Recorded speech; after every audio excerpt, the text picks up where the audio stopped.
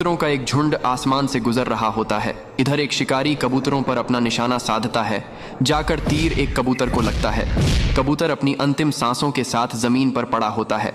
तभी एक किसान आता है, कबूतर को अपने साथ ले जाता है और उसे प्यार से दबा लगाता है।